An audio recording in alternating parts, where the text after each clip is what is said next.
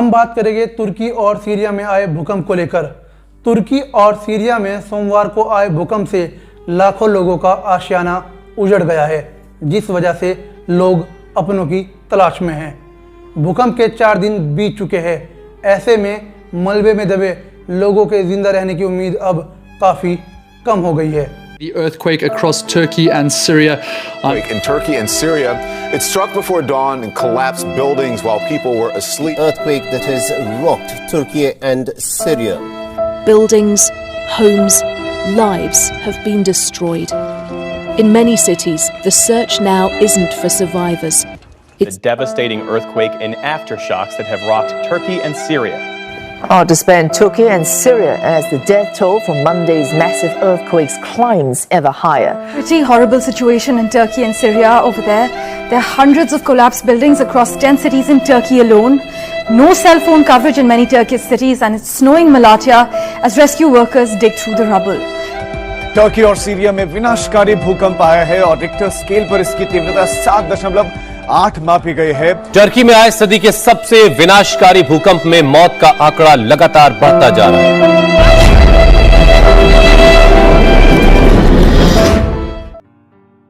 6 फरवरी को आए विनाशकारी भूकंप के बाद अब वहां तबाही के मंजर है।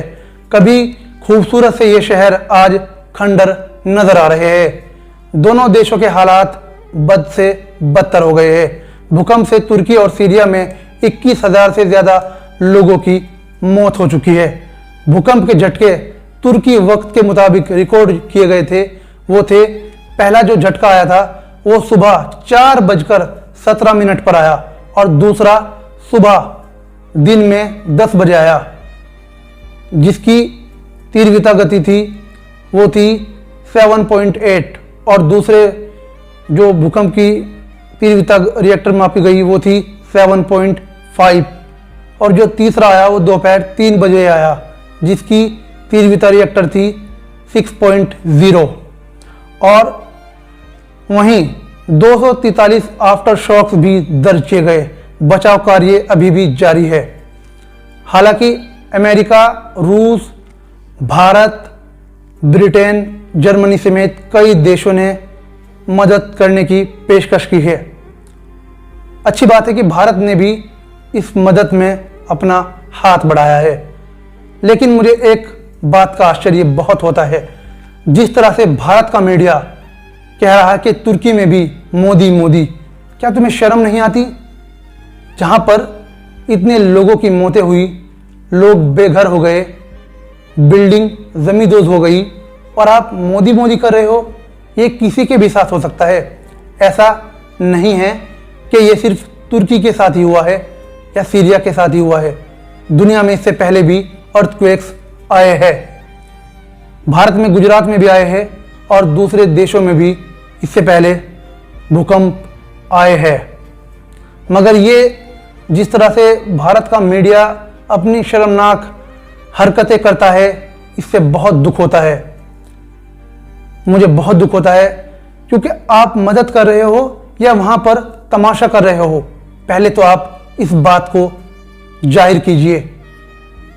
हालांकि सरकार तो मुझे लगता नहीं कि इस तरह की हरकतों में मुलव्विस होगी, मगर मैं ये मानता हूँ कि जो चाटुकार लोग हैं बीजेपी के या सरकार के, वो इस हरकत में उनको क्या पैसे ज़्यादा मिलते हैं?